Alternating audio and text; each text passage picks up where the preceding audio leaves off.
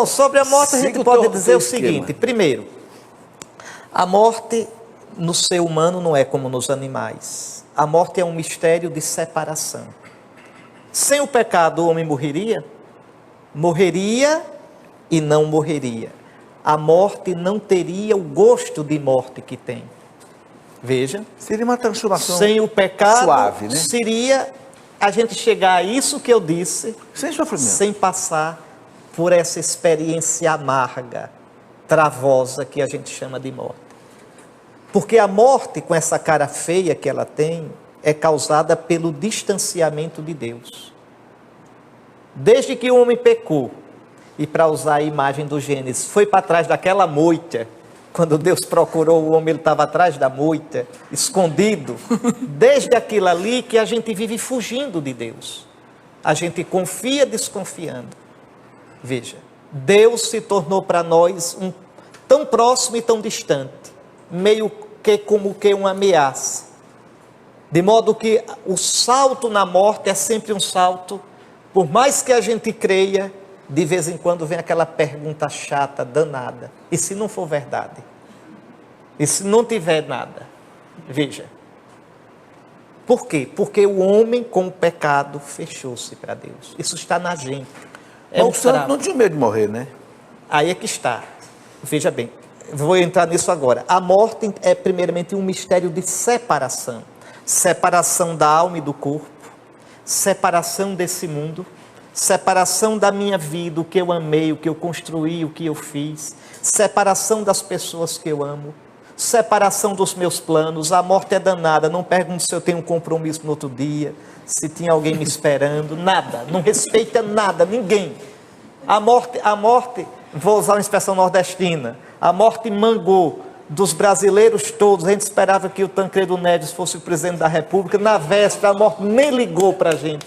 Levou o Tancredo. Veja o que é a morte. A morte nos desmoraliza. A morte está associada ao pecado. A morte tem o cheiro de absurdo.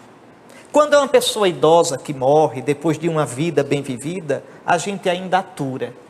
E quando é um jovem? E quando é uma mãe que deixa os filhos para criar? E quando é uma morte por uma injustiça gritante? A morte é terrível. É terrível. A morte não é bonita. Agora, atenção.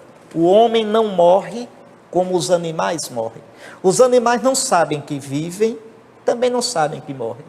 Só o bicho-homem, você sabe que vive. E você diz, como é bom viver. E só o homem sabe que vai morrer. Isso quer dizer que o homem é o único bicho que tem que dar um sentido à morte dele.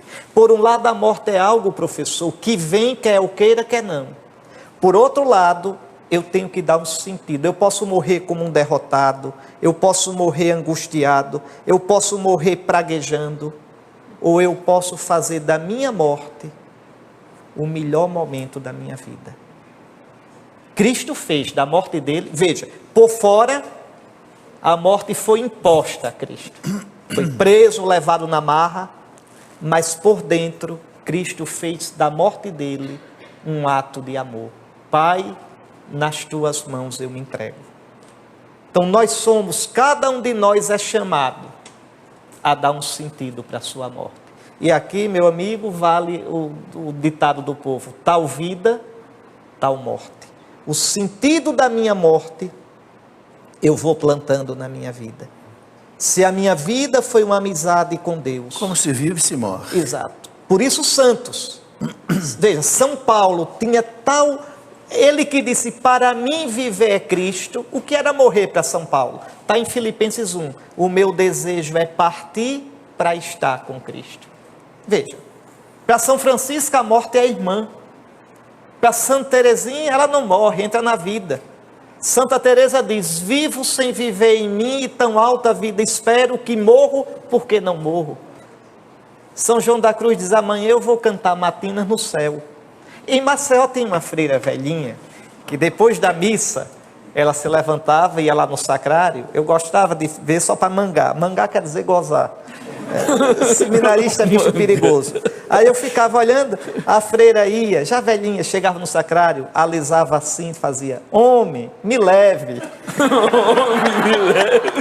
Eu dizia: olha, o senhor já levou... Aí dizia lá, as irmãs da turma dela todinha: esqueceu de mim, foi...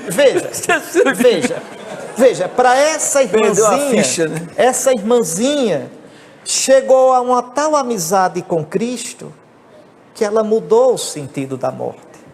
É por isso que a gente não chama a morte de Nossa Senhora de morte. Dormição. Nossa Senhora morreu, mas o modo como ela viveu a morte... Dormício, né? Não é? Imagine a doçura de quem sempre foi amiga de Deus. Imagine a alegria de encontrar seu filho na plenitude da glória. A gente não tem a ousadia de chamar essa morte de morte. A gente chama dormição. Dormição da Virgem Maria. Então, vejam, a morte, ela é vencida em Cristo. Cristo morrendo, abriu o caminho da vida. Então, nós temos a graça, o cristão, professor, tem a graça de viver da morte que ele vai morrer. Desde o batismo, recebendo o Espírito de Cristo, a vida de Cristo e a morte de Cristo vai trabalhando em vocês. A nossa vida é mortal não é porque vai acabar no fim, não é só por isso. Nossa vida é mortal porque ela é toda carcomida pela morte, feito madeira bichada. É morte cada saudade, cada derrota, cada tristeza, cada medo, cada angústia, cada frustração. A nossa vida é morte o envelhecimento, é morte as forças começarem a faltar.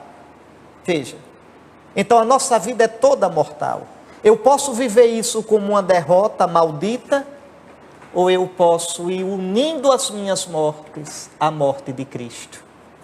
De modo que a morte de Cristo vai trabalhando em mim, e a vida de Cristo, veja, no seu Espírito Santo, recebido no batismo como vida, na crisma como força, na Eucaristia como amor que dá vida, a vida de Cristo vai sendo plantada em mim.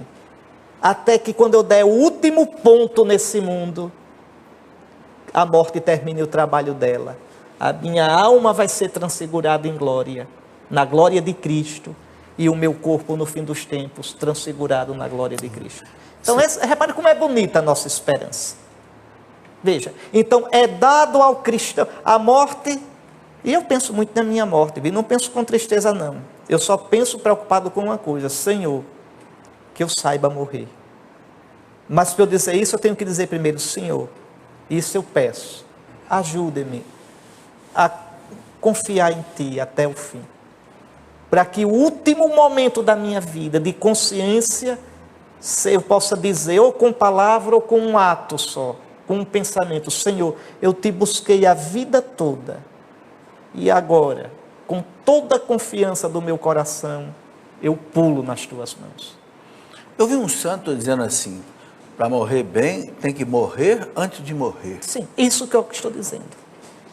Quer dizer, é viver uma vida, veja, desapegado, né? Então a morte de Cristo vai trabalhando em mim. O cristão nunca morre sozinho. O cristão nunca sofre sozinho. É com Cristo. Então a morte não é uma desconhecida da qual eu vivo fugindo. Um cristão não foge da morte.